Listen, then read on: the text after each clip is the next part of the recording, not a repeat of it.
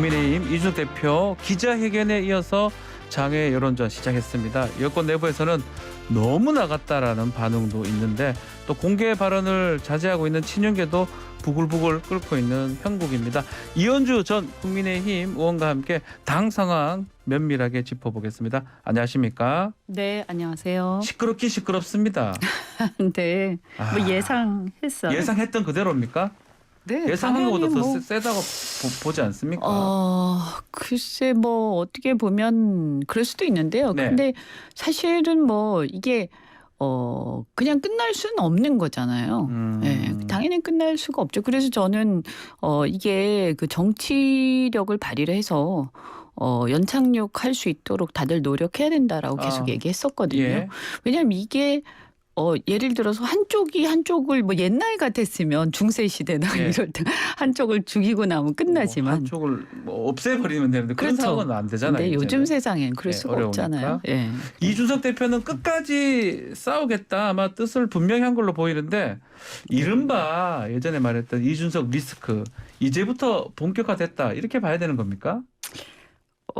그렇죠. 근데 저는 뭐 이준석 리스크는 아니고요. 네. 이준석 개인의 캐릭터가 뭐 문제를 키우는 측면이 있지만 캐릭터도 있다. 네, 예. 뭐 그렇지만 본래 내재된 갈등이죠. 내재된 갈등. 그러니까 우리가 대선 할 때부터 세대 포이론이라는 전략이 있었고요. 당 내가 보면 보수 정당이 어떻게 보면 세대 교체 과정에 있죠. 네. 그다음에 과거의 어떤 권위주의적인 보수, 반공 보수에서 자유주의적인 보수 시대가 변하면서 왜냐하면 저도 97세대지만 97세대 이하는 그 자유를 그러니까 대학 다니면서부터 민주화된 이후에 대학을 다녔거든요. 그렇죠. 예. 그래서 그 세대의 간극이 큽니다. 그래서 그러한 어떤 세대 교체 이루어지는 과도기 속에 있고 이런 것들이 이런 내재적 갈등이 이제 분출되는 거죠. 이런 사건들을 계기로. 사실 내재적 갈등이 나오고 있는 거라서요. 예. 근데 이것이 이준석 대표의 캐릭터하고 맞물리면서 극단적으로 지금 상황이 분출되고 있는 거죠. 네. 그 이준석 대표 캐릭터를 얘기를 하셨는데 그 캐릭터 또 어떻게 보면 한편으로는 예컨대 MB 대통령 시절 때 박근혜 전 대통령 약간 탄압받는 모양새, 정치적 어떤 탄압 모양새 이렇게 만들어간 거 아니냐 이런 분석도 있는데 이 부분은 어떻게 보십니까? 근데 그거는 이제 그 지금 사법적인 네. 사법 문제 그거가 결과가 나와봐야 되지 않겠습니까? 그게 탄압 받는 모양새인지 진짜 탄압 받는 건지 그렇죠. 그거 나와봐야 곧 결론이 나와서 왜 봐야 빨리 알 것 결론이 안 같은데. 나는지 모르겠어요. 왜냐하면 가장 이 문제를 빨리 해결하는 것은 예. 당내 이제 뭐 중진이라든지 당의 주류 입장에서 보면 가장 빨리 해결할 수 있는 것은 그 결과가 나오는 거잖아요. 나오면 뭐 사실은 그렇죠. OX가 정해져 버리니까요. 그렇죠. 사실은 예. 빨리 좀 나왔으면 좋겠죠. 왜 결과가 안 나오는지. 그리고 만약에 뭐 나오면 사실 뭐 또 무리스러운 거면 국민들이 요즘엔 다 알거든요. 네. 그래서 어쨌든 아까 제가 말씀드렸지만 그 내재적인 부분 그 예견됐다고 말씀드리는데 네. 아까 세대 갈등 말씀도 드렸지만 그 노선 갈등 이게 되게 중요하거든요. 노선 갈등도 있습니까? 네네. 예. 그러니까 아까 권위주의 보수 대 자유주의 보수랄까요? 뭐 반공 보수. 그래서 저는 이거 구보수 대 신보수 이렇게도 얘기를 하는데. 네. 저도 예전에 이제 그 한 몇 년 전에 신보수 말씀을 한번 드린 적이 있어요. 근데 저도 그런 주창을 했지만 저는 그렇게 떠들썩하게 하지 못해서 별로 주목을 못 받았던 것 같긴 한데 어쨌든 이 문제가 사실은 이제 이준석 대표가 좀 자극적인 언사를 많이 구사를 많이 하다 보니까 이게 노선 갈등으로 이렇게 뭐랄까 이렇게 좀 정리가 되지를 못하고 약간 개인의 어떤 저항 이렇게 비치는 부분이 좀 안타깝죠. 근데 이것은 이제 이준석 대표 개인의 문제가 아니고요. 크게 보면 당내 어떤 그 흐름의 문제예요. 시대적 흐름과 세력의 문제. 예. 그래서 이게 이준석 의 실패라고 누가 얘기를 하는데 이걸 만약에 이준석의 실패라고 한다면 사실은 지금 현재 상황에서는 당의 세대 교체 실패와 혁신의 신보수의 실패다 이렇게 봐야 되는 겁니까? 그렇게 일응되는 거죠. 근데 그렇다 하더라도 여기서 끝나는 건 아니고요. 또다시 나오겠죠. 또다시 어떤 새로운 시도들이 계속 나올 겁니다. 네. 자, 신보수 오늘 거의 처음 얘기를 좀 들어보는 것 같은데 신보수가 이렇게 질문 좀 드리면 조금 단순한 것 같은데 친윤을 말하는 건 아니겠죠? 반친윤이라고 해야 됩니까? 지금 보면 네. 이제 소위 굳이 얘기를 한다면? 윤핵관으로 대변되는 분들은 오히려 이제 과거 구보수에 구보수 가깝고. 세력하고 많이 이렇게 예. 가까이 있는 것 같고요. 예. 여기서 이제 문제가 생기는 게 사실은 지난 대선 직전에 네. 보면 윤석열 대통령이 민주당을 이탈한 진보 세력들을 포함한 음흠. 어떤 자유주의적인 보수 네. 그런 어떤 중도 세력들 그런 보수들과 함께 할 거라고 다들 예상을 했었어요. 그렇죠. 그래서 뽑은 사람도 많을 거고요. 그렇죠. 예. 그렇게 해서 많은 사람들이 기대를 했죠. 그렇죠.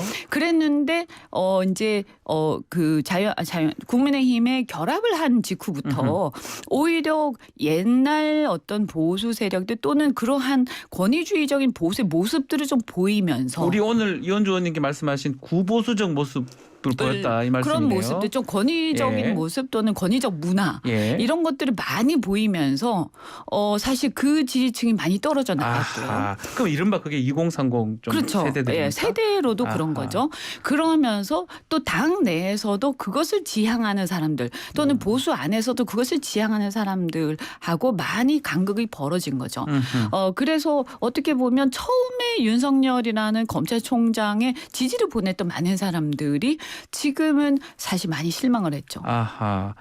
민주당도 사실은 그런 어떤 갈등 요인 때문에 정권을 내어준 거 아니냐 이렇게 보시지 않습니까? 민주당 같은 경우에는 이제 진보 뭐 어떻게 보면 처음에 이제 많은 사람들이 기대를 했다가 네.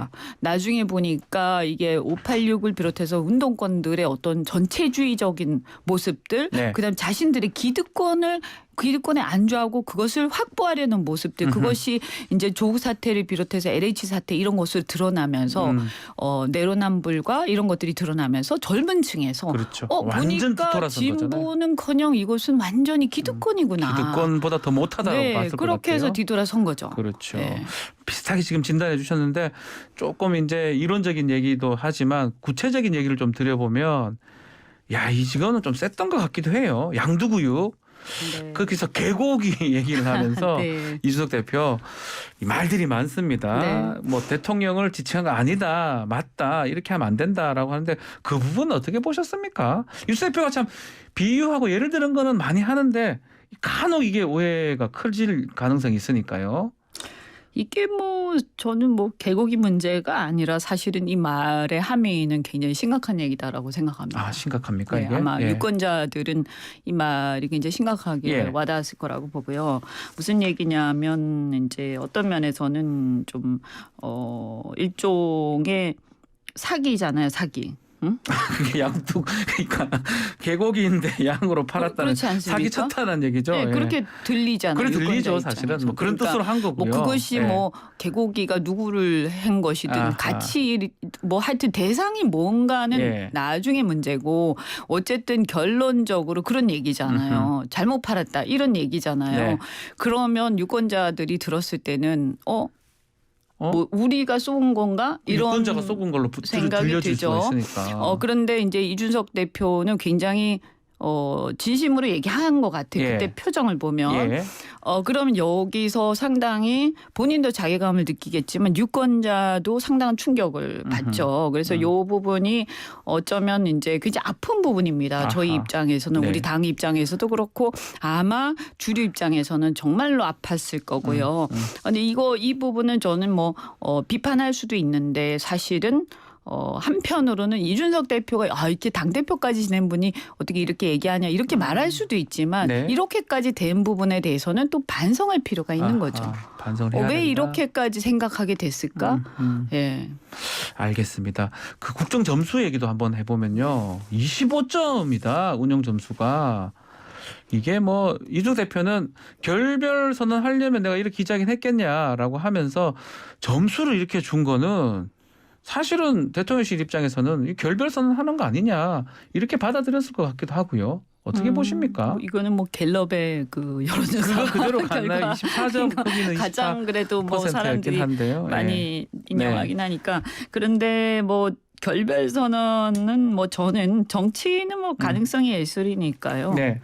뭐 이건 뭐 결국에는 끝날 때까지 끝난 게 아니다 이렇게 얘기하지 않습니까? 예, 지켜봐야 항상 된다. 마지막의 가능성은 항상 있다. 다만 상당히 이제 뭐 종국으로 갔다 이렇게 보이죠. 그리고 이제 종국으로 갔다 마지막으로. 근데 이제 예. 이거는 저는 당내 투쟁. 예. 그러니까 어쨌든 협력 또는 그러니까 당 내에서는 음흠. 전선이 분명해졌다라고 보이죠. 그 전까지는 당 내에서마저도 특히 이제 대선까지는 네. 굉장히 협력적이었잖아요. 맞습니다. 비판적 지지 뭐 이런 정도 뭐 좀 안 좋게 보더라도 예. 비판적 지지 이런 거였는데 당 내에서도 이제 전선이 분명해졌고 목표가 분명하게 드러났고 투쟁을 하겠다라고 명확하게 얘기를 한 거죠. 자기 입장을. 예. 네. 자, 그러면 앞으로 남은 변수는 결국은 수사 결과 또 곧 있을 이 법원의 그 효력정지 가처분 이 두 가지인데 그래서 우리 이현주 의원님 또 법조인이시기 때문에 두 가지 한번 말씀 주십시오. 수사 결과도 중요하고요. 이 법원에서 17일 날 지금 신문을 한다고 하는데 이게 인용 가능성이 있는 건지 두 가지 말씀 부탁드리겠습니다. 일단 뭐 법원의 가처분 문제는 이론적으로야 보면 위법성 문제는 절차적 문제는 뭐 다소 뭐 여러 사람들이 말씀하시지 네. 않았습니까? 절차적 문제는 조금 있어 보인다. 다만 이것이 이제 정당의 문제를 법원이 법적으로 사법적 아하. 처리를 할 것이냐. 요거는 판사마다 성향이 좀 것이다. 달라서요. 아하. 다만 이제 이준석 대표 입장에서 그렇다고 해서 안 할 수는 없을 것이다. 그러면 이제 적어도 결정문에서 예. 기각이 된다 하더라도 또 결정문에서 어떤 여기에 대한 절차적 하자 문제에 대해서 아무 문제 없다라고 하겠는가. 그래서 네. 그 하자에 대해서 확인을 받는 것도 본인의 입장에서 필요하다고 생각하지 않았을까라는 생각이 들고요. 수사 문제는 사실은 왜 빨리 수사 결과가 안 나오는지 네. 이거는 좀 문제가 있는 것 같아요. 이렇게 시끄러웠는데 아하. 어쨌든 경찰에서 왜 수사 결과 빨리 못 내놓는 건지 그래서 이 부분은요. 저는 이 수사 결과를 억지로 만들어내서도 안 될 것이고 수사 결과를 끌어서도 안 될 것이다. 이렇게까지 해놓고서는 만약에 정말 설득력 없는 결과가 나온다면 네. 정말 이 만약에 뭐 별건 가지고 간다든가 딴 걸로 갖고 가든지 이렇게 되면 정말 역풍 불 거라고 역풍이 불 생각합니다. 것이다. 예, 그래서 알겠습니다. 빨리 뭐 제대로 뭐가 있다면 빨리 공개를 나왔어야 했으면 된다. 좋겠습니다. 국민들을 네. 위해서라도. 요 질문 한번 드려볼게요. 이 이준석 대표가 대선 과정에서 대통령 후보가 이 XX 저 XX 욕 비슷하게 했던 거 폭로를 했는데 혹시 이현주 의원님도 이 얘기 한번 들은 적 있습니까?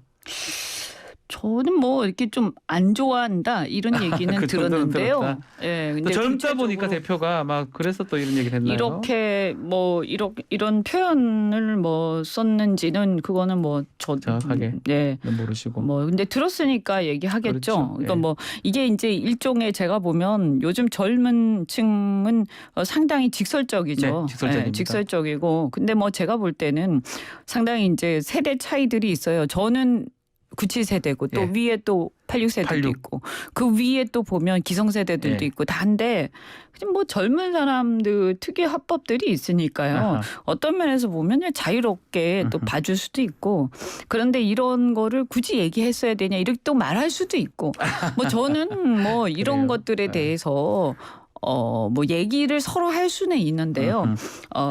우리가 너무 막 이렇게 권위적인 문화 이런 것들은 좀 지양할 필요가 있고 어떤 면에서는 있는 그대로 이렇게 토론을 갖다가 이렇게 그 뒤에서 뒷담화하지 말고 네. 토론을 갖다가 이렇게 좀 치열하게 할 그게 필요가 맞다는 있지 거죠. 않느냐 앞에서. 그래서 저는 이준석 대표가 어떤 면에서 보면 상당히 문화적 충격일 수도 있는데 기성세대들이 네. 보면 근데 이게 지금 달라지고 있는 시대라고 저는 봐요. 그래서 거기에 맞춰서 좀 치열하게 저는 면전에서 토론들도 하시고 그랬으면 좋겠습니다.